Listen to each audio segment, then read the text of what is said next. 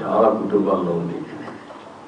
అందుకే వెంకటేశ్వర స్వామి దేవాలయాలు ప్రపంచం మొత్తం ఎంతవరకు వీలైతే అంతవరకు ప్రమోట్ చేయాలని. ఎందుకంటే తెలుగు జాతి కూడా ప్రపంచం మొత్తం వెళ్ళింది, భారతీయులు కూడా వెళ్ళారు. ప్రతి ఒక్కరూ ఒకే కోరుకుంటారు, జీవితంలో ఒక్కొక్కరు కోరుకుంటుంది. ఎవరైతే క్రిస్టియన్స్ ఉంటారో వాళ్ళంతా జెరూసలేం పోతారు, ముస్లింస్ అంతా మక్కాకి వెళ్తారు.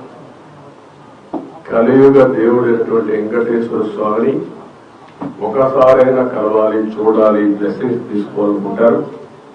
ఎన్నిసార్లు వచ్చినా మళ్లీ రావాలి అనే ఉద్దేశంకి వస్తా ఉంటారు. ఇది స్వచ్ఛందంగా ఒక వెంకటేశ్వర స్వామి టీటీడీ ఒకటే కాకుండా అందరూ కూడా వచ్చి ఎక్కడికక్కడ చదువు ఇప్పటికే ప్రారంభమైంది.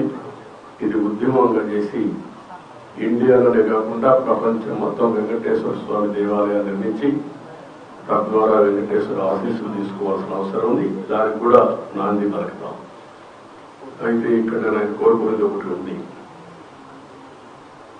ప్రపంచం మొత్తం తెలుగు ఇండియన్స్ బాగుండాలి, దాంట్లో అగ్రస్థానంలో తెలుగు జాతి ఉండాలి.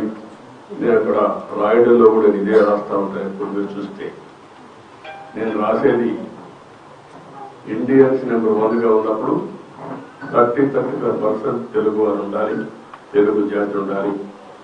అదే తెలుగుదేశం పార్టీ, అదే మా నాయకుడి కళ.